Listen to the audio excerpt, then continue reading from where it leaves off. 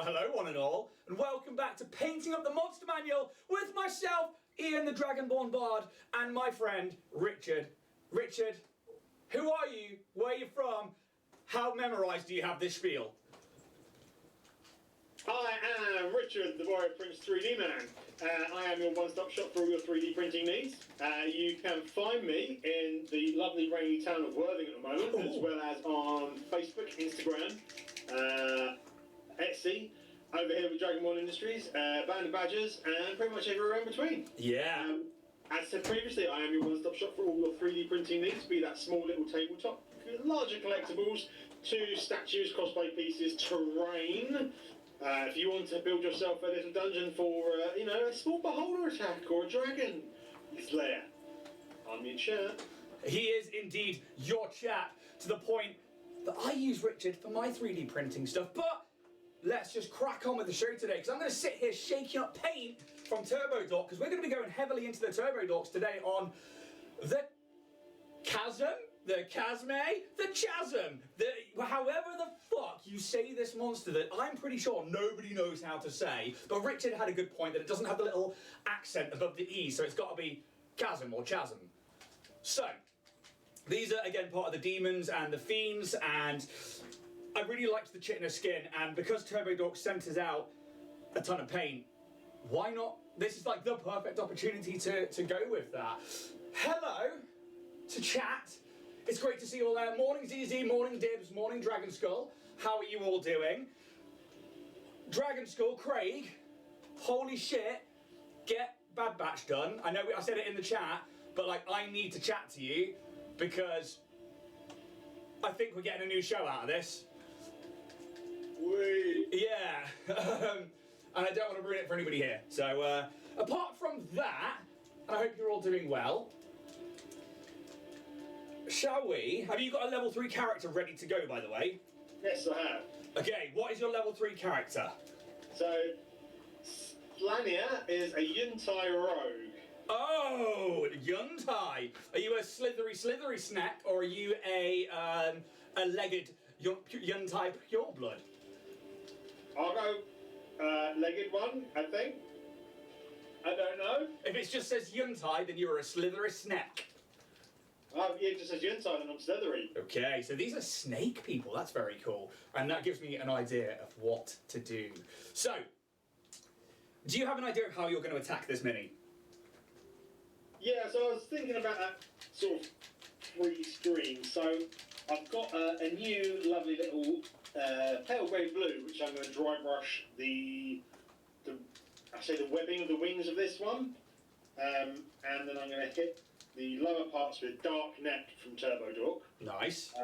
And then with the higher portions, I'm going to, don't know if to dry brush this over or just to try and paint over, but it's the 3D glasses I'm going for. Yeah, dark net and 3D glasses is what I'm going for, and then I'll work out a dry brush of something. I think, though, for the wings, I'm going to go with either Boolean or something a bit more yellow. Are you going to pure Turbo Dork it then? No, I've got my AK Interactive paints down here that I've become absolutely besotted with because, it turns out they're really good. So, and I can just carry them up from the studio and stuff. A little plug, AK Interactive. If you want to come support the show, I'm not going to complain. Richard needs to try this. Hey, the Mist Lounge, welcome to the chat. How you doing? We've got the Chasme, the Chasme, however you say it today. And I guess I'll give you guys a little bit of a background on what this creature is. So, It is a large fiend, which is one of the demonic ones. So this is an abyssal creature. They are chaotic evil, so they are naturally, as anything from the abyss, chaotic in nature and pretty bad from the negative planes. They are relatively smart for what is essentially a torturous demon, and it's a cross between a humanoid and a fly, and their whole purpose is that they are sent out by either taskmasters or by higher demons to go and torture or go and fuck things up, basically. They are just nasty little demons. When we look at the big three, this is quite an interesting thing because they have a few abilities as well as a singular action. So, The armor class, which is natural armor, is 15. For a CR6 creature, I think that's quite low. I think that, you know, at level 6, which is a party of 4, you are going to be hitting a 15 relatively often. Hit points, rules as written, 84. Again, that's relatively low. We're looking at like spellcaster armor and hit points here. You could roll 13d10 plus 13 for a max of 143, but still relatively low for a CR6. I think that's, yeah, all really low. Speed, it's got a 20-foot walking speed. However, this thing is a flyer. It has a 60-foot flying speed. The chat saying Chasme is how you say it. And Zizi says, Jeff Goldblum, is that you? I like that reference because I like that film. I haven't seen The Fly in ages. Stat-wise, we are looking at a +2 on strength and dex, a +1 on con, +2 on a wisdom, and then charisma and intelligence are a 0.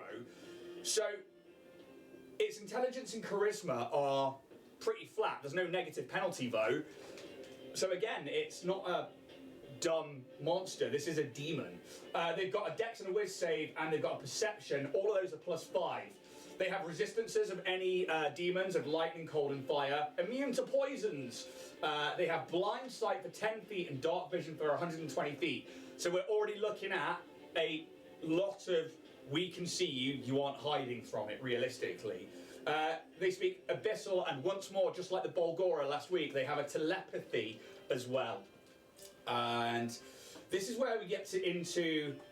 I'll do the actions before I do the abilities, because the abilities are ridiculous. And this is sort of where those big three, this is where it comes up. So, the Proboscis is the name of its action. It's a melee weapon attack with a +5 to hit, +5 to hit, and a reach of 5 foot. It attacks one creature and it hits with 4d6 +2 piercing damage plus 7d6 necrotic damage. That's a heavy hitter. That is torturous. And the target's hit points maximum is reduced by an amount equal to the necrotic damage taken. This is where it gets spicy. If this effect reduces a creature's hit points to minimum to 0, the creature dies. The reduction to a creature's hit point minimum lasts until the creature finishes a long rest or until it is affected by a spell like Greater Restoration. Yeah, so Richard's pulling the eyes there where that's the big hitter. That's why the HP, that's why the armor class is low. Because this thing, if it hits you, could kill your character. It is a problem. Let's have a look, though, at the other abilities. So we've got Spider Climb. So, like a fly, it can just walk up walls or go onto the ceiling. It has magic resistance. The Chasme has advantage on saving throws against spells and other magic effects. So spellcasters are going to struggle against it if it's forced to make a save. It means that you're forced into those attacks. And then this one here is nuts. It's called Drone. The Chasme produces a horrid droning sound to which demons are immune. Any other creature that starts its turn within 30 feet of the Chasme must succeed on a DC 12 Constitution saving throw or fall unconscious for 10 minutes. 10 minutes. You're out of the fight. 10 minutes? 10 minutes. So imagine that every round. If you pass, it's just waiting for the dice gods to fail you. The effects on the... If you bump this up, this would be almost a party killer at high level. It could be a party killer at CR6. That's the thing. Then a creature that, fall unconscious for 10 minutes. A creature that can't hear the drone automatically succeeds. So we've got another hearing effect here, just like we had with the Banshee, but Richard's character was written in with their backstory that they were deaf. Fantastic way of getting around that. The effect on the creature ends if it takes damage, or if another creature takes the action to splash it with holy water. Very specific. It's not just the sleep spell where you wake them up. You have to fucking splash them with holy water. If a creature's saving throw is successful, all the effect ends for it. It is immune to the drone for the next 24 hours. So, I mean, Yeah, as Richard says, this is not even like a greater demon. This is a lesser demon. This is a minion. Yeah. Scary as shit. So, I mean, like, straight away, we're looking at, if your party faces one of these, you know that something sent it to them, or they've stumbled across a lair of some kind. But there is something worse behind the scenes, and it's just absolutely nuts. However, do you know what I like these for? You know Warlocks have that fantastic spell of Summon Demon? Oh, that would be nasty. Yeah, so the Barlgura is one of them. This is one of the other ones that you can summon, which is, yeah.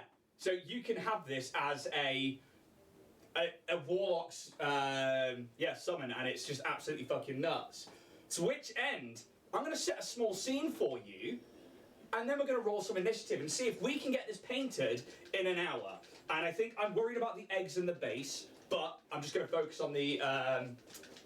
Do we want to show off the pictures midstream, or should we do them now? You know what, Richard? Well reminded, because I got too into this. So, actually, when we talk about Richard Mori Prince 3D, let's take a moment to really appreciate some of the things that he can do for you. Like this badass fucking Robocop, which I did...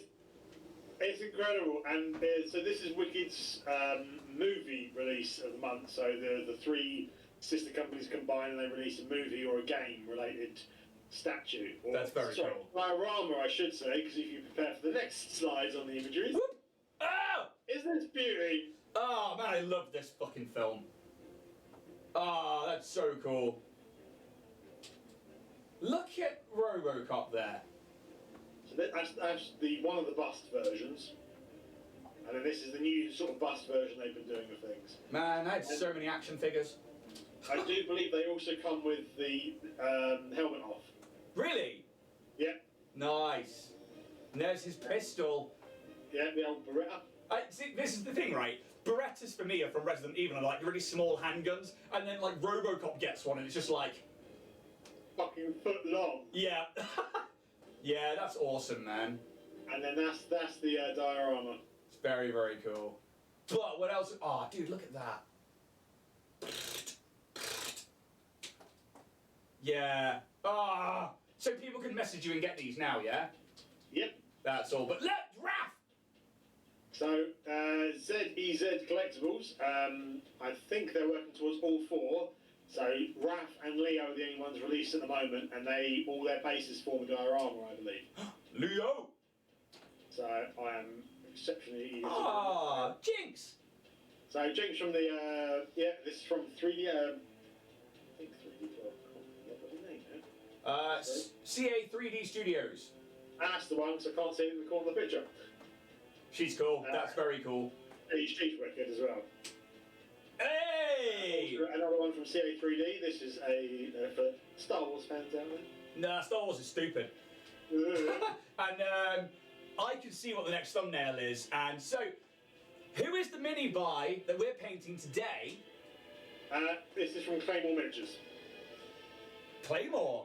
Awesome. Yeah, I tell you what, the stuff they do, obviously, that's in line with all the D&D, the Monster Manual bits and pieces, the characters, they're fantastic. I do love them. Yeah, every time that you sent me one of these, it's been absolutely nuts. And that's down to, one, the sculpt, and then also the way that you've printed it as well. I will say, just FYI, on the primer, I have gone black, but then I've used a gloss primer as well on the wings, so that I can get a deeper iridescence, hopefully, from the... Yeah.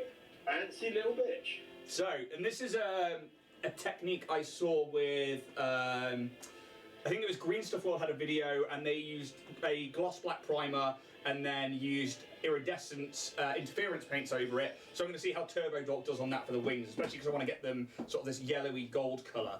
But let's have a quick look at chat. ZZ, my granddad let me watch this movie when I was 6. Traumatised. I'm assuming that's Robocop, because I did too. And there's just like the bit where the front is just getting blasted away, and then Family Guy did a like spoof of it. And I was just like, I laugh at that every single time. Jinx! And then Big Eyes popping out, and Fluffy says that's fucking cool. I do love Jinx. Fluffy does love Jinx. Welcome to the chat, Fluffy Cat Fluff. Right. How do you say your name again? Let's have a look. Slania. Slania. Slania. Slania. Slan for short. Slan the Yuntai. Your village is a tropical village that your clan, your tribe has been in for many, many years now, like generations. And the temple that is an effigy to snake gods and gold has been home for so long. But recently, a ship, a wooden canoe, large, from another land, bearing strange foreigners, has turned up on your shores. And word has come in from your scouts that these people have, or these strange foreigners have been making their way through the jungle towards your temple home. Scouts have reported that when they've engaged them, they've used powerful magics and have barbaric weapons. And now, as dawn rises in the paradise where you and yours live, you hear screams and explosions, and then you hear, "Watch out behind you! Yeah, I got it, thanks! That's my kill!" As a party of different looking individuals, one's like short and hairy but seems to talk with a feminine voice, another one is this tall, green-skinned, tusked individual with a battle hammer, and then another one behind which seems to be throwing fire out of their hands in a long black robe, are just laying waste to the village as your guards and everything seem to be trying to stop them. Hey, I'm Tom Dackle, welcome back to the chat, great to see you there. You don't know what to do, and then you hear them say something in a language you don't quite understand, and these more muscular style beings run off one way while this magic user begins chanting, and black ichor falls from their hand as as they begin to just watch as like it's almost like black blood falls from them and hits the ground and creates a hole, and then you begin to hear a droning as the warlock casts Summon Demon. I need you, please, to make a Constitution saving throw. And roll initiative. Constitution saving throw straight off the bat is 15. 15. So you're going to pass as you feel this thing trying to... You just feel heavy for a moment, but you shake it off and you look around the village, which is now burning, and you take to action. Within a moment, the droning gets louder, the warlock clicks their fingers, and the black ichor just curls up them and they disappear. But out of the ground where this hole is, a creature with horrific wings and a nose-like insectoid face, almost like a mosquito from the jungles, but with this really long sucking spout comes flying out. And it turns and sees that you are the closest person. They are about 30 foot away, they are about 10 foot in the air. What is your initiative, buddy? My initiative was a natural 20 for 23. You will be going first. I rolled a 6 plus the initiative of plus 2 for a 8. And then I'm going to set a timer because I forgot to do that. You've got an hour to get this mini tabletop ready. But it's you up first. You say this thing has seen me? Oh, it turns around and it is... You are the first food or something that it sees. It is coming for you. Is there anyone else near me that might be in combat with it? No, right now we're just going to focus on you and it. The rest of the village are just fighting off these other beings that seem to be running through for some reason. I will use my action to hide. Okay, so you're going to try and like jump into like a stack of barrels or back into a house or something, yeah? Yep. Okay, I would like, please, a stealth check, but it has seen you, so this is going to be at disadvantage. Really? That's a bit mean. Wow. Stealth. So, we've either got a solid 19 or a solid 26. Okay, I will give it a perception check. Oh, that's not good. I rolled an 18 plus perception, which is a +5. You're going to beat it. So you tell me how you evade this creature's sight. So literally, as it sort of sees me, I'll wait for the moment it sort of glimpses around to maybe something else and move in a sideways direction to find some sort of cover, throwing something out at the same time to cause it to look another way. Okay. So you throw out maybe like a stone or a brick as it begins. However, you would have started your turn. You know what? I'll say that the first one was you starting your turn next to it. So you hide. What would you like to do? I'm waiting for an opportunity to attack with advantage. Okay. So, well, I mean, if you're a rogue, your bonus action could be to hide. Oh, of course, yeah. And then you could still take your attack action. Actions. Oh, yeah, so I'm still in an advantage, effectively, aren't I? You are now. So, main hand, offhand, attacky poos. Oh, so is this a melee weapon? Yes. Okay, so it's currently still that 30 feet away from you, unless you... Then I'm going to wait then. Yeah, okay, yeah, cool. That's probably why you were waiting and I wasn't listening. Yeah, it begins to fly down to roughly in that area. I'm going to give it a perception check to see if it can find you. You had a 26 was your highest, yeah? Yeah.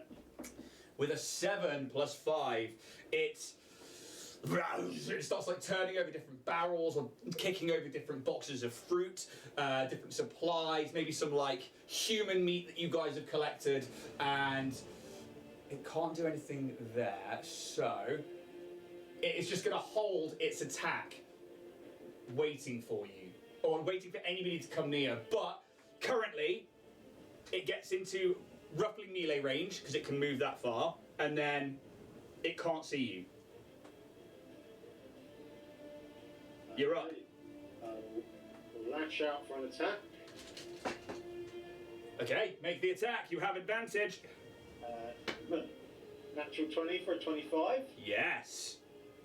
And my dagger attack will be an 18. 18 points of damage. No, 18 to hit. A dagger attack. Oh, okay, cool. Yeah, so 18 to hit is definitely going to hit. Okay, right. So, clear that.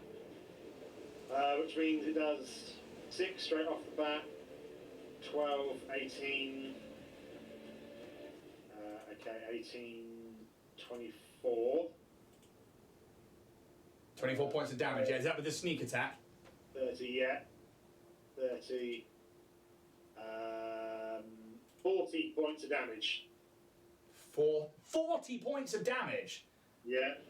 Damn! Level 3 rogue, 40 points of damage. You were still doing your max the first lot of dice, aren't you? Yes, I'd already forgotten it was a crit. That is a heavy hit. And what do you do to hit so heavy? What you described to me. So as it's sort of looking around for me and it's sort of moving past, start looking for sort of areas to strike, and I see some of the softer underbelly underneath the harder chitin. And basically I rush out, slithering low to the ground and strike up with my short sword, basically catching it right in the sort of the chest. Damn! Yeah, and that is a heavy, heavy blow as it just this like purple ichor seeps out from underneath it. Technically, on your go, you also need to make a Constitution save. Okay. Is this a magical effect? Nope. Or a poisoned condition? It is not. Right, because that's the only advantages I have. It's a dirty 20. You pass as this drone of its wings still seems to try and break into your mind and your whole being, but I mean, I'm resistant to it now. you are now immune to the drone effect because you have succeeded the throw. So you hit it, and it just does not like it.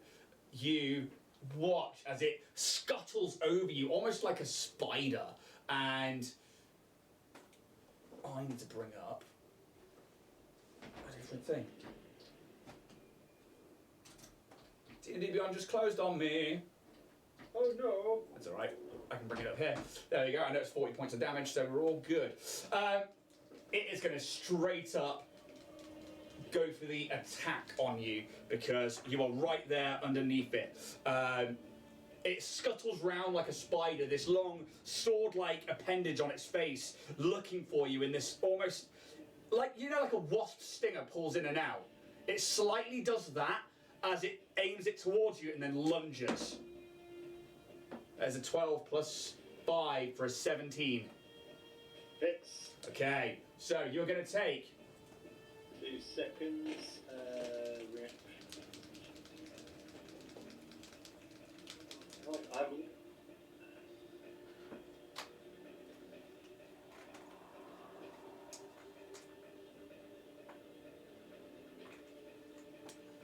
I haven't got the old avoid damage thing yet. No. So, you're going to take 12 points of piercing damage. Yeah. And then, as this, like, needle-like nose protrudes into your very being, slipping into, like, past maybe a pauldron or something. And then you're going to take 28 points of necrotic damage. I am dead. Shit, are you down? Yeah, 12 piercing, Yeah. 28 necrotic. Yeah. I only have 33 hit points. Oh, fuck. I am down. So you manage to, like, deflect the blow enough that you think that you're safe, and it hasn't got your heart or a vital area. And then you feel this demonic presence enter your body, this poison that's not like any poison you've ever had in the jungle before. You think, I'm resistant to poisons, this is not going to be a problem, I've got them right where I want them to stab them again. But this is not poison, this is something else. And you feel that life draining away from you. You try to steady yourself and steel your resolve, but you just slip into an unconsciousness. The next few moments, as this thing drains more blood out of you and then begins to fly away, you are in and out of lucidity, and you just watch as other members of your tribe come running in to fight it. Some of them land some hefty blows, other ones the same thing happens to. It picks one up, flies it up into the air, drops it to the ground, and this snake-long Yuan-Tai body curls onto the floor. But as it comes back down to attack again, another one slices into it and manages to take it out. And then you hear the calls of, go west, there's people on the west side of the village, as you eventually succumb to the death. And yeah, I guess that's how quick a necrotic damage can deal it. There's not even a death save. That is outright death. Fuck me. But I mean, like you said, this could be a party killer. Oh, gotcha. I mean, if you bear in mind that, yes, you're only level 3, but that was one hit. The first dice roll was not good. The second one, 6, 6, 2, 2, 2, 6. Yeah. That would be a fight that is so led by the dice, it would be beautiful. Yeah. Wow, I thought that would go on for a bit longer. I'm actually stunned. Yeah. So have you used one of these in a fight before? I haven't. I'm fucking gonna, right? Yeah, me too. I haven't used one of those before either. I think I've had them around, but not like actual use. So this is the bullion gold, by the way, that's going over black. Alex Wicked. I don't know if I can bring myself to do the wings gold, to do them golden though. So I'm going to start with them gold, and then I might add a contrast or a sepia wash to them, and then dry brush them with something else. Maybe give it like big hefty blue veins or something going through the wings. So what about you guys out there? Have you guys faced a Chasme before? Have you guys had them in your campaigns? Have you used one to fight against your pesky players? Yeah, let us know. But I mean, I think against an entire party, it wouldn't be too much of a problem. And with things like Revivify at higher levels, again, not going to be a problem. But that reducing the HP, and you can't gain that HP back until a long rest is taken. That's where it can get you. Yeah, I mean that 40 points of damage, by the way, was half of its health. Yeah. So 84 hit points as standard. Like, it would only been a couple more rounds of decent hits, and you'd have absolutely nailed it. And I think you absolutely could have done, but unfortunately the dice giveth and the dice taketh away. It's again, it is that beautiful thing of it's a dice fight. Yes, it is absolutely a dice fight. And, yeah. Bobicus, I'm awake against my will. Somebody tell me. There, Bobicus. There. Welcome to chat. We have finished the fight so quickly because the dice decided that entire combat. But we are using some pretty cool turbo dorks to see if we can get these minis tabletop ready in 1 hour. How are you getting on, Richard? Yeah, I'm quite close to being done on the body. Oh, really? I've got the wings to do, but it's gone on beautifully over the carapace and stuff. I really like the 3D glasses. I'm going to put a second layer on soon, just to... So I went with Dark Net instead. Did you? Yeah, because I decided to do something else on the... I've used Afterburner on the chest piece. Oh! On the softer carapace. Nice. See, I was going to use Afterburner for the compound eyes. Or the ground is lava. I want to give it like something that really pops off. And yeah, I've got the ground of lava up here. So, let's where is my Afterburner? So, once more, big shout out to Turbo Dork for sending us out some paints. Thank you, Meredith. Thank you, the guys at Turbo Dork. I hope Adepticon was really good. That's red rum. Ground is lava. Black eyes. Where's my Afterburner?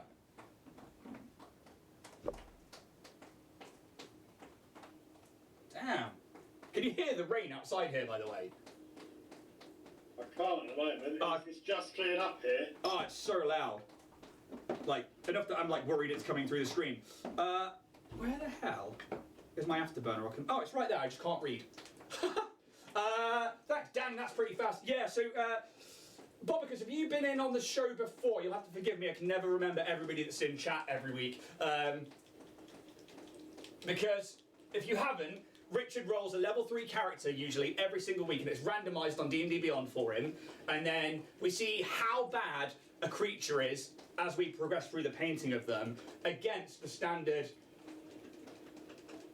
level 3 start characters. I have, but I didn't hang long. So yeah, and essentially the fight didn't last long in this one, and it could have done. I think Richard very much could have won, but unfortunately the dice gods were not in on this one, nor was the roll that he got. But the creature itself is a pretty nasty creature, to be honest. It's the fact that it can fly and then it can just take out a character is really quite something. Actually, Mike at Mist Lounge, have you ever used these in your campaigns? Because I imagine this is the kind of thing that you would have had on Seven Seals and whatnot.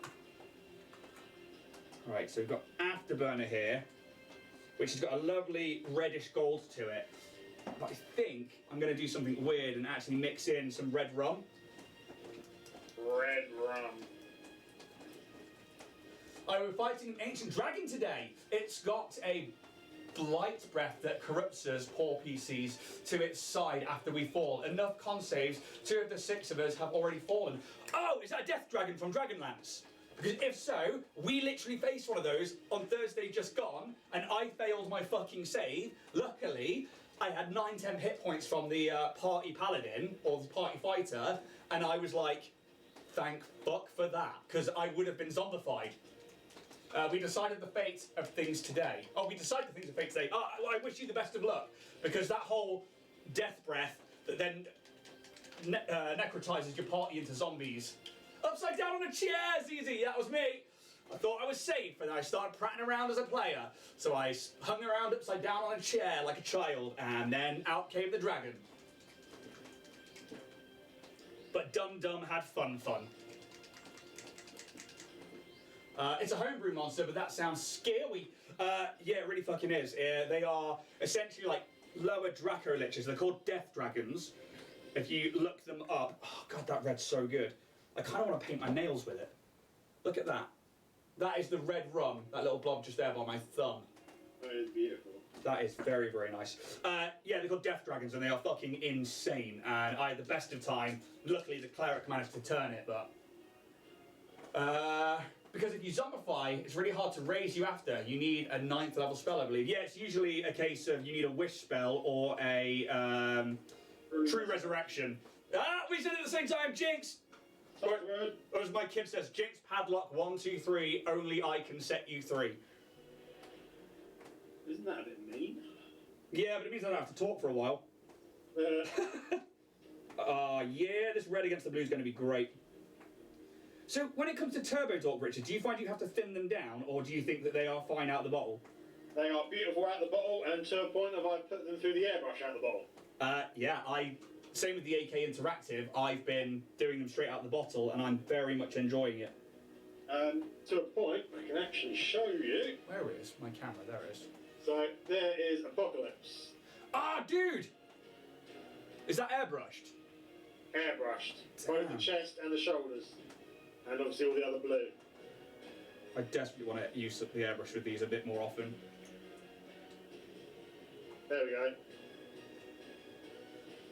Ah! Love it. Have you been catching up with X-Men 97 yet? No. I have. So, I'm a bit too scared to do that. you know what? It's alright. That red pop. Oh, it does pop. So that's the red rum. And now I'm going to mix in a little bit of red rum with Afterburner to give it the orangish highlight on the top of those compound eyes. So, yeah. I love these. Right. I think what I want to do is try and get maybe... They've got these like bulbous neck things around, or like patches around the back of their neck. I think I kind of want to get those a bit more green, a bit more sickly almost. I think I also need dark net underneath. Bobicus, and we're only level 10, so we're not casting level 9 spells anytime soon. Damn! Who's your GM? That's like if 4 members of a party are down to that. It's like, hey, I hope you didn't like your characters at level 10, because bye! Or hopefully there's a powerful enough NPC or village close by that can help get your beloved characters back.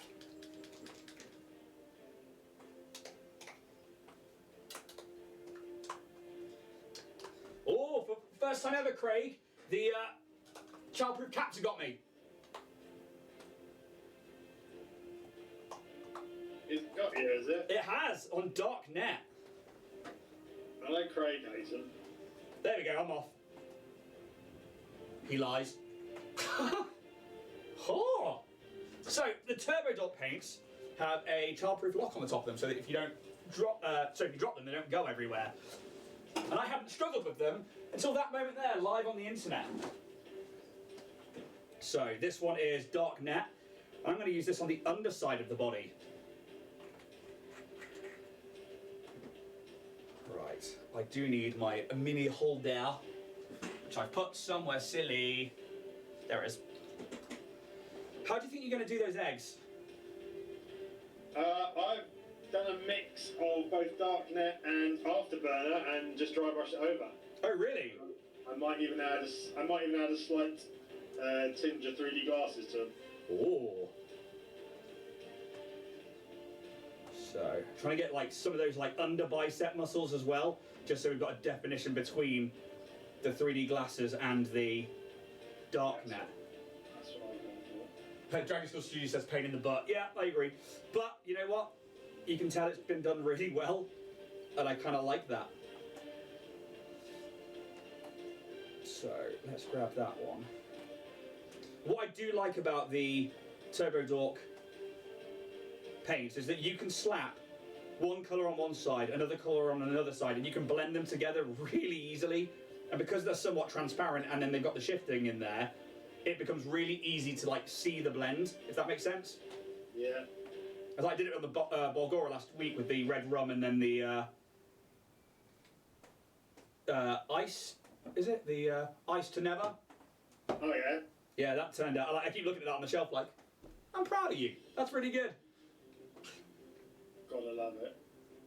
So, and I'm just painting this on as a layer, to be honest.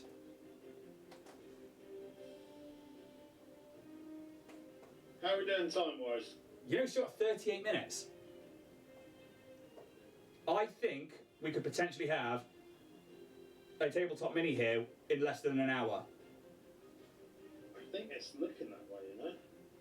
I certainly think with the chitinous blue bottle fly style paint, that is the majority of the paintwork done. I might go in with a solid colour to do things like claws and the nose. So I was debating with the claws, but obviously the claws, even in the picture, they're still the chitinous sort of. Yeah.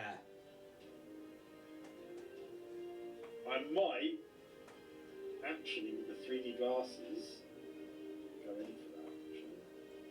So yeah, hopefully this will show up. But the top is this 3D glasses, and then the underside, I'm trying to get the dark net in. So one side's a bit more greenish, and the other side's a bit more bluish. Especially under that tail stinger where we've got one there, and then the other one on top. And then we've got that gold on the wings. That's the hope. But actually I need to move my camera ever so slightly. Let's go to there. There we go. So, let's grab. What am I doing for those leggy legs and those eggy eggs is what I meant to say, not leggy legs. What am I going to do? I'm going to grab some AK Interactive paint from this handy case. I want. So it looks like it's on like a sand or a stone base, and they've built up a little egg clutch around their feet that they're protecting. I might go browns, you know. You know, I was just trying to think that, because they might actually help set off the blues. Yeah. Yeah, I think I'm going to go browns. So, let's grab. God, I love that these are in orders. We've got mud brown, tan earth, midstone green, green brown. Not the green brown. I'm going to go with tan brown and midstone. Or tan earth and mud brown even. So, which one's darker? So, what I found with the AK Interactive paints is they haven't needed thinning down whatsoever. They go on damn smooth.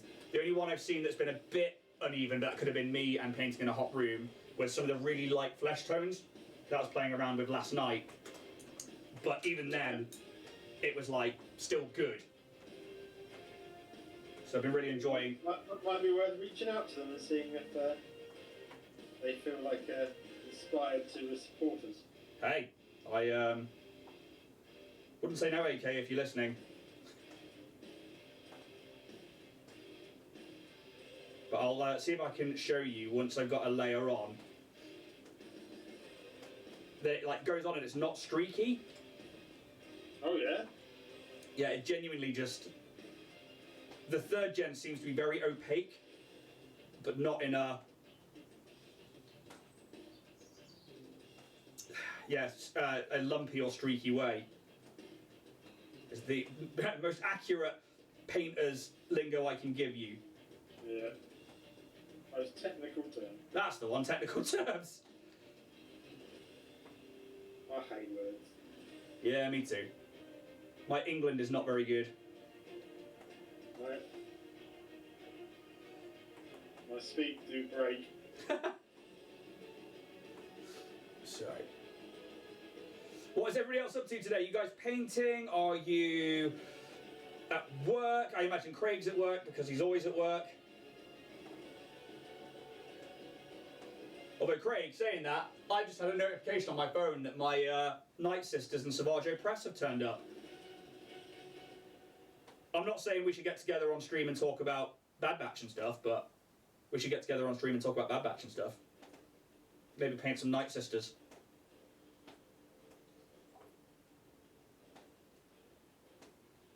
What do I do the eyes? So this is... Bear in mind that's still wet. Pretty fucking good. That's one layer over black. Pretty damn good. Yeah, it's pretty good. Oh, Zizi's on the crochet. What are you crocheting?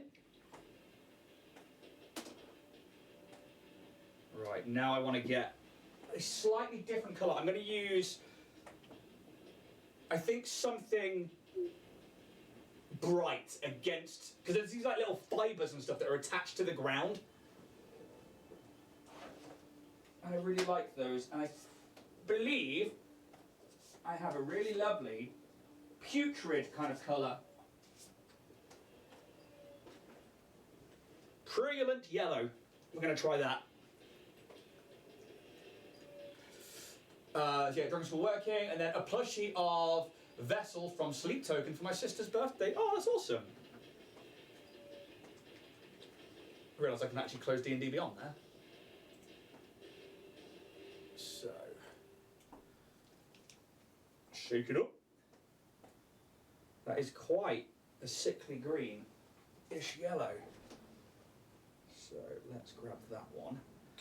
And essentially what I'm doing now is just waiting for the other paint to dry, the Turbo Dock, so I can start dry brushing a few colours over the top of them, just to then hopefully set them off a little bit more. Although I might actually thin this one down a bit so I can sink it into some of those fibrous gaps.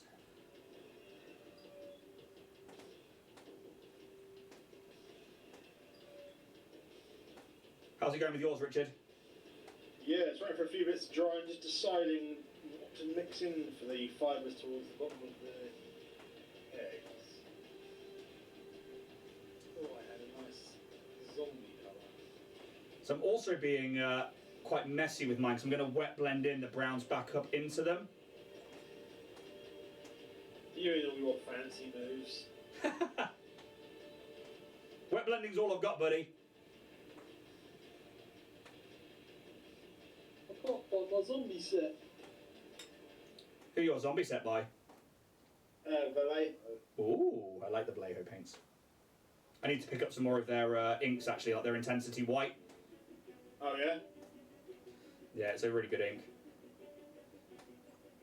It really works well for Zenithal and things as well.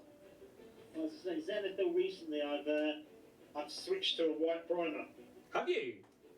So, Army Painter was on offer, so I bought their black matte primer, Yeah, love it.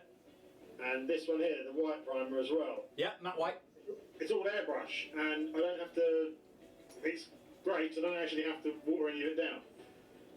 Whereas with the Vallejo airbrush primer, Yeah. I have to water it down. I too had to water it down, and I too have found recently with both the AK Interactive and the Green Stuff World primers that I haven't had to do that.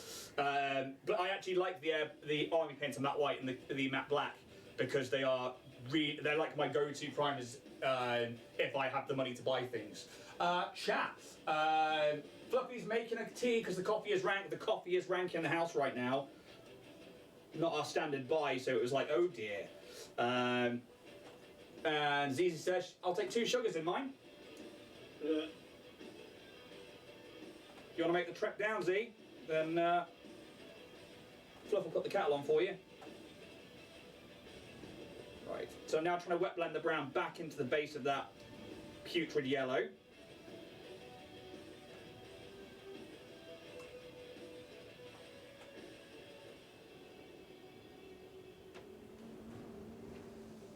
It's actually working out quite well.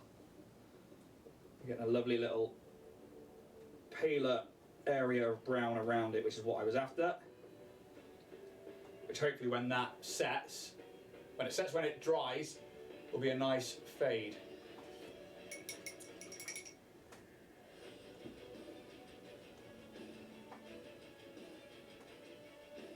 that, ZZ? Is that the main singer in the band Sleep Token, or is that the anime film? It's the singer!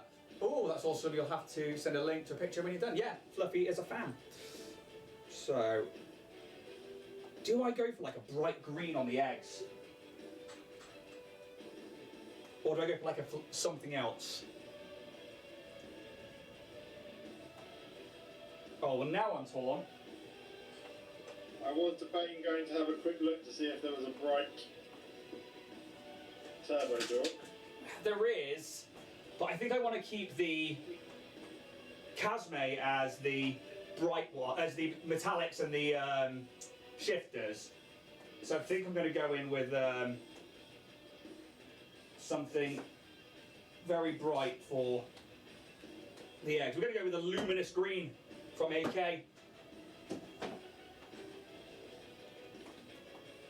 I'm going to see how well this paints on over black, which I think is a good test for a lot of paints, is to paint their brightest colours over black instead of white. Yeah. And you'll see how opaque they really are and how well they push around. Especially because these eggs are a round surface, so you're going to get streak marks, or you usually would. You hope you would.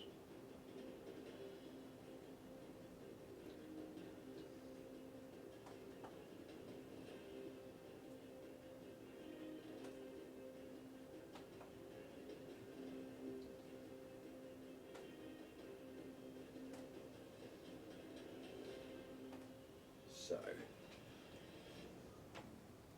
yeah, I think I want these to pop.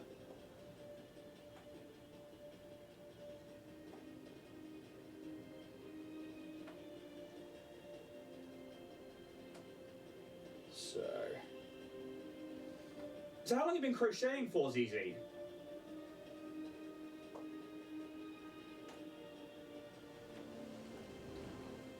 Because that's one hell of a skill, and it's one that I definitely don't have the patience for.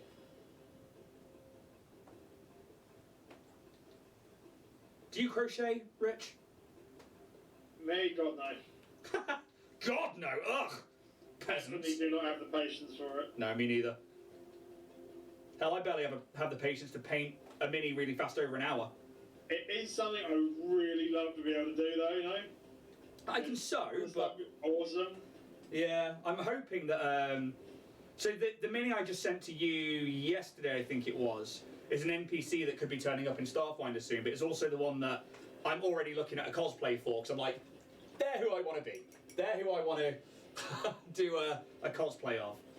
I have totally opened that email already, honestly, and downloaded them and looked at them. It's all right. Oh gosh, I taught myself about 10 years ago. Don't do it as much nowadays. Lost my buzz for it, but take requests from family and friends. That's lovely. I get the buzz for the losing of a buzz for something. Speaking of buzz, look at this bug right here that's buzzing away. That's the luminous green, by the way. It's all right there. It's fucking bright, isn't it? So over a smooth object, I'm definitely going to need a second layer. But it's not bad. That's standard. Yeah, absolutely that's standard. I need to grab some black for that base, because I've gone a little bit over, and I quite like this one having a black rim. So this is their standard intense model colour black. I guess we'll see how that fares against a lot of the other blacks I've been using recently. So I've been a big fan of the contrast Templar black, or Black Templar, whichever way around that is, and the blackest black from Green Stuff World.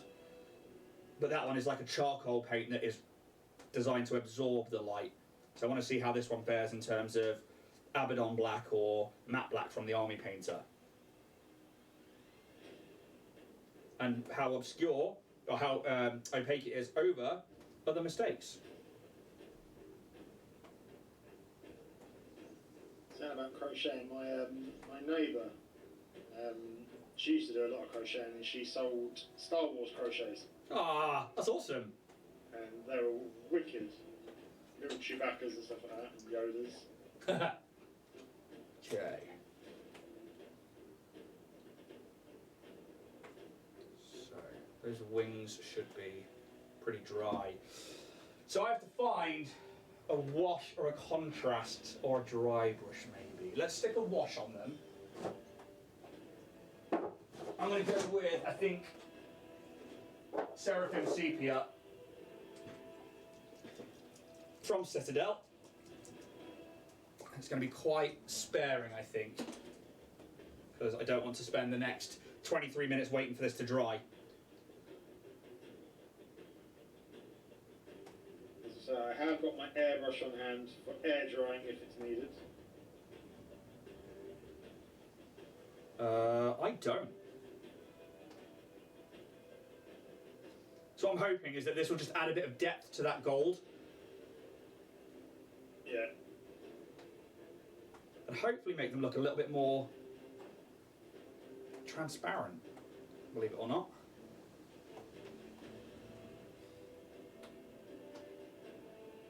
Add some shadows into there.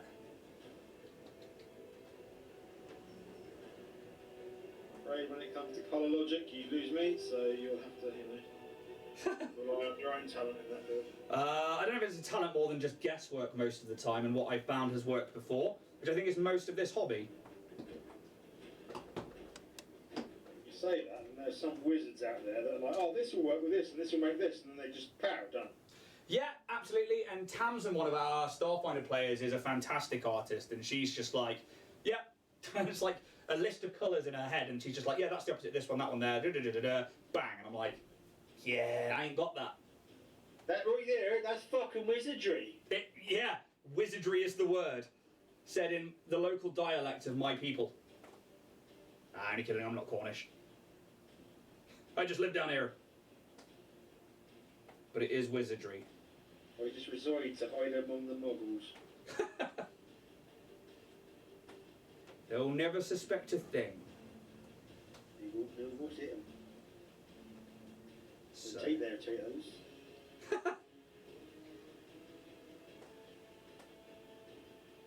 Right, so I'm trying to put a second layer on now of that luminous green. It's definitely a lot smoother.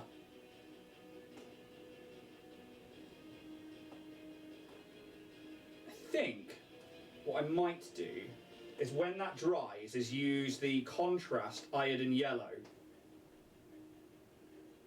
over them. Yeah. Because there's a few cracks in those eggs and a few like areas where there's divots and stuff. I wonder if it'll pop off and make them look really good and deep. Or it will ruin it.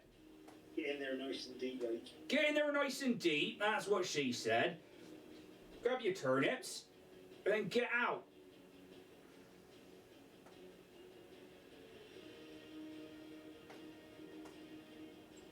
Should hopefully as well, Richard, this week, find out about a live show. Oh yeah? As I'm actually meeting up with the event organisers. So, spoiler, we might be doing a Painting Up the Monster Manual live and a Starfinder live episode in August. Down here in the old Cornwall. But, still waiting for confirmation. Dragon Skull says, put a touch of the wash on the nest material. Yes, that's, I think, what I'm going to use there as well. I think that's a very good idea. Craig and Zizi is laughing at our Cornish accents. Bit harsh. I know, right? They're really good, right? These are exactly phenomenal. They are what it's supposed to be, and how exactly they sound down here. Although that fibre-first area isn't dry enough for me to add a wash to just yet. You've not just found out in the hard way, have you? I have just found out the hard way. As I do with most things in life. And that's okay. Reapply that wet blend. Okay, let those dry, and then we will have a look at... Yeah, I think we're going to grab maybe Electrum or Gordian Knot, actually. I'm going to use the Gordian Knot, which is this green metallic paint, and I'm going to put that on the... There are these like pustules around the back of their necks. I'm going to bring those out with that, I think. You've got 20 minutes. 20 minutes? Yeah. I know. It's not bad. As long as mine dries, I'll be all right. Well, all I need is my base to dry so that I can put a lazy wash over it. Yeah. I went over the claws with a glossy black. Yeah! Watered down glossy black, just to sort of give it a little bit of a punch. Oh, dude, I love the gold on the inside. Okay. Is that Afterburner? If I get BB Nash... Pull it back. Yeah, there you go. I love that kind of Afterburner gold on the inside, then those yellow eyes. I like that a lot. Especially the contrast between the underside of that back area and the top. But I'm going to be tables already. Yeah, I'm definitely all there. Absolutely. First time in forking ages. Yeah. Yeah, with 17:50 left on the clock, if you're done, then hell yeah. I'm going to wait for the base to dry and finish the boat. I'll be official.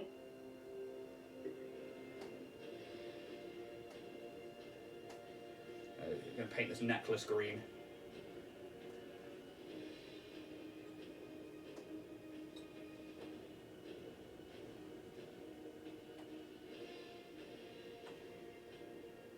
Then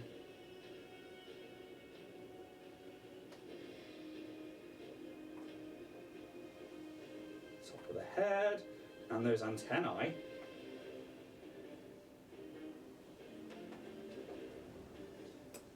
So it should be ever so slightly different there now.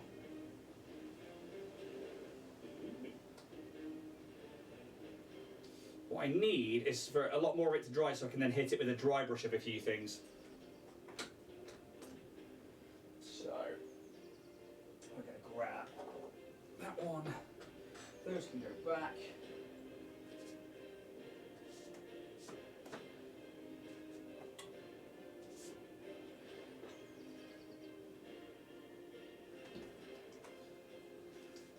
I try to work out if I should do a contrasting dry brush over the green. So like where it's green underneath, if I should do like a volcanic yellow over the top of it. But I don't know if that's going to fuck it up for me. Yeah, that would be the worry. That's how, am I feeling brave is the question. More to a point, have you got enough time to fix it if it fucks? No, at all. That's not the point of this show, Richard. Don't come at me with your logic. Of course it bloody is.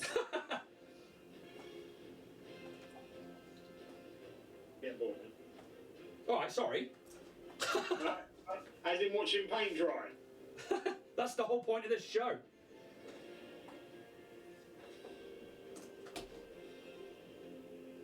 Yeah, I'm going to grab those claws in black.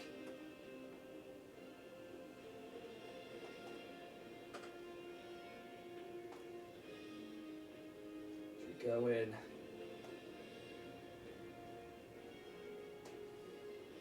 Those ones. And I need the right bloody bottle. I've got a special mix. Special mix? Yeah, so I got Reikland Flesh Shade mixed with Agrax Earthshade. Oh, lovely. And it is just that nice blend between the two of them. And I really do prefer it on certain things. So he says, don't stifle my creativity. Peter Griffin quote. That's it. Yeah, I need to come back in with that red rum on those eyes. Let's make it a little brighter.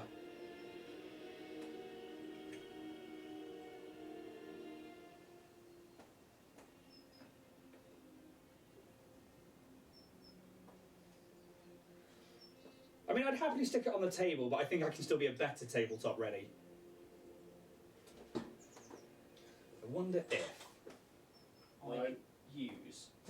I'm going to wonder it, Richard. And then I'm going to do it. I need a... Doing it, Peter. He's doing it. He's starting to believe. Right, I'm going to dry brush some frog green on. Some what? Frog green. That way I get to say I've used a few more of my AP Interactive paints because I'm in love with them.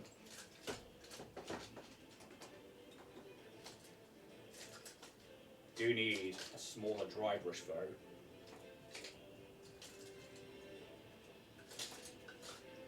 I don't want to call out to Tom DeLong and shout, "Where are you?" but I might have to.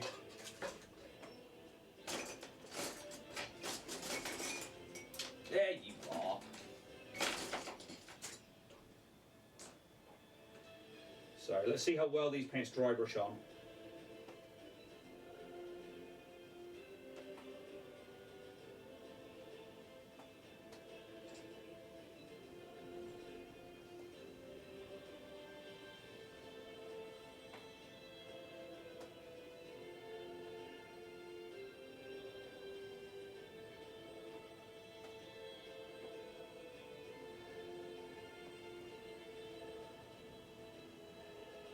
Well, it's a little brighter actually, that's not bad. I don't know if it will show the shift though on the camera. That's always the fun part. So far what I've found is like every time I've used the turbo shifters, I love the result. You can't show the actual the shifting off. Yeah! Especially on a still picture, it's even worse. Yeah. So I'm like trying to show it off under there, but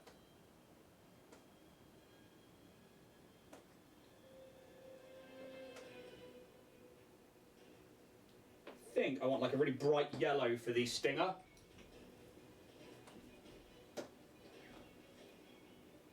I'll go and town on that thing. Well, why not?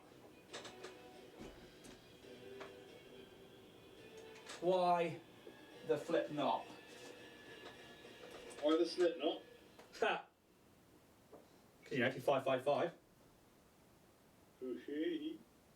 God, I used to love Snitlot. I used to love Slipknot. I think it was like my first ever proper concert was a Slipknot concert. Yeah? Yeah, it was like when Iowa had just come out. I went to like Birmingham NEC to watch them with a friend and his dad, and it was fucking epic. See, I never really... I always wanted to, but wasn't in the fortunate position as a younger person to be able to do so. I think one of the first concerts I ever went to was a hymn concert. Oh, wow. Gotta love that heartogram. And that was in London. It was quite a small place as well.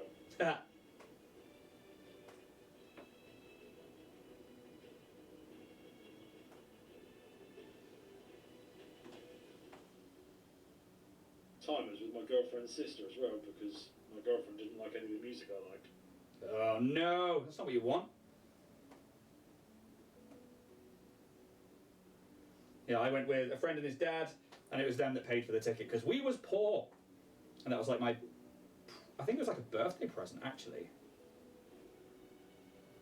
Yeah. Such is the way of things. Such is the way of things. So I'm actually using a yellow now to accent the green on the underside, just a little bit.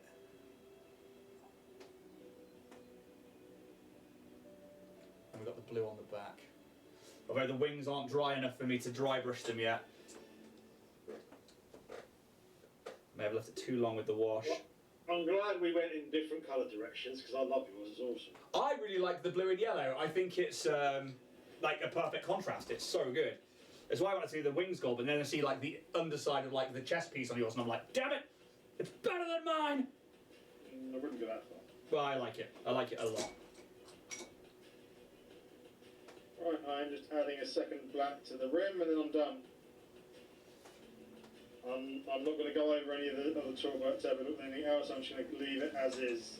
So I'm going to add a contrast paint. Pretty of turbo talk. That's why I'm leaving the top completely blue with that 3D glasses, because that contrast is just lovely.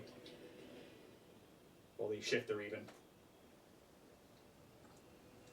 I am grabbing some of my yellow contrast paint and I'm going to throw that on the eggs to give them a little bit of slimy goop and definition to a lot of those details that are on those eggs. They're not just smooth and round, they are actually cracked in certain places or have little scar marks on them and stuff, which is really cool.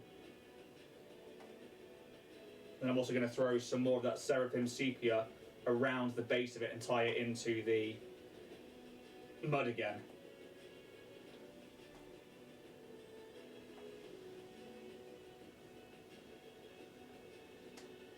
But I'll give the drying times its dues. It's done really well, the AK paints and the Turbo Dorks. Yeah. It's only the Citadel wash I'm now waiting for the paint to dry on.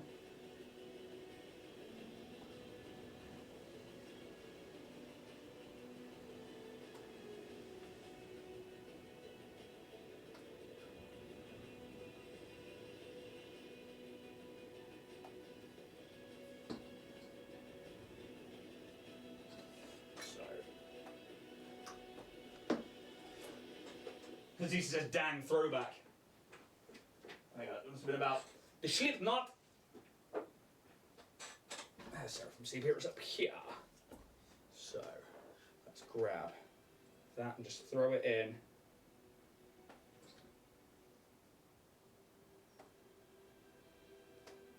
What we're getting here is more of a wet blend than I anticipated, but still the same effect. So, the yellows and the Seraphim Seeker should hopefully bleed out into each other and then further out onto that mud.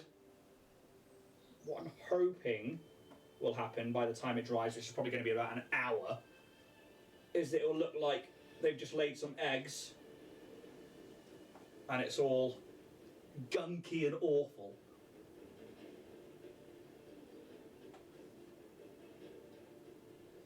But I can also use water to thin out that blend as it comes away from the base of the eggs.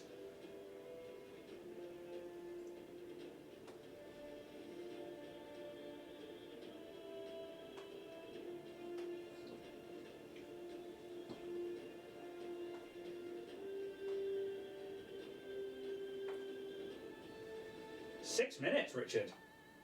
Hey. So hopefully, there you go, that's what should happen. Is they will bleed out and create a nice brighter yellow to a light brown. But I've now got to wait for those little areas of paint to dry. That's not a problem. What I'd really like is the wings to be done, but I don't think it's going to happen.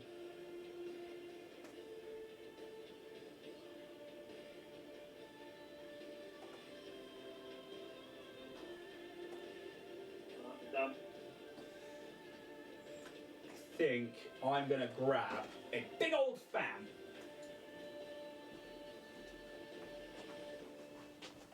He says as he walks away from the camera and the stream. Let's grab this.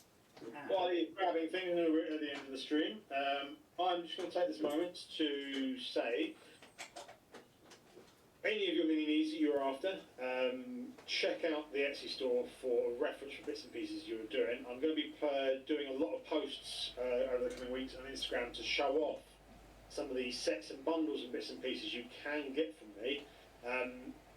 If you're after something, a big batch of bits and pieces, or even like a small band of, you want some, combat rating 1 monsters, or you think you need, a handful of bits and pieces, drop me a message on here, because it's a lot cheaper for me to do you bits and pieces through Instagram and to send out an invoice as I do to a lot of people than Etsy. For the price of one model on Etsy, I can usually do 2 or 3, or if not, a couple more, depending on what they are. I can resize things, I can have a play around with bits and pieces. The statues and stuff like that, they aren't all 1/6 scale. You can drop them down to like 1/10 scale, and even some of them go as high as the 1/12, as low as the 1/12 scale. Yeah. So anything you might be after, drop me a message. Just because it's on the Etsy store for a certain price doesn't mean it's going to be that price for yourselves. And also, the one thing I have been doing with a couple of folk, Z was the primer for it, was a subscription service. So a number of minis a month and a small piece of terrain, or if you want to do it in certain other ways, of like a monster and a mini or two, drop me a message if there's anything you don't know what you want, but you want a random bunch of minis. It's all doable. And so the subscription service, how much is that? So the one I've started at the moment is £30 a month. That is 5 minis and 1 piece of sort of small terrain. That's pretty good. That's very, very good, in fact. And again, I can't say enough about Richard's printing. He does himself an injustice by not bragging, and he really should, because I use the majority of his prints for our Starfinder campaign. I 3D print stuff of my own, but I still go to Richard to get stuff because it good. And yeah, you are paying for a service with them, and yeah, it's been amazing to like be able to work on several shows with you, like this and Starfinder, and have like you as a source of fantastic toys for us adults that want to play games. So yeah, but I'm holding this lovely desk fan. I don't think I'm going to make it to the point where I can dry brush safely, so I'm going to call it there, and I will dry brush that later on and get a picture up. But I will take a picture of it where we are now, because I've managed to get those eggs all blended in, from the yellows to the browns, which I'm a fan of. Then we've got the gold on the wings, which I would like to get that depth finished. And then I would probably dry brush that with a electric blue or a light kind of pastel-y blue to give it like these veins that go through it. And then we've got those greens and the reds. A big yellow stinger. It's very small, this one though, isn't it? It's like a proper musculature to it. Yeah. It looks like the Pokemon Buzzswole, if you've ever seen that. It's like, yes. Comes out as that, Buzz. How did you get on, Richard? So, Oh, I love the blue and the gold. Yeah.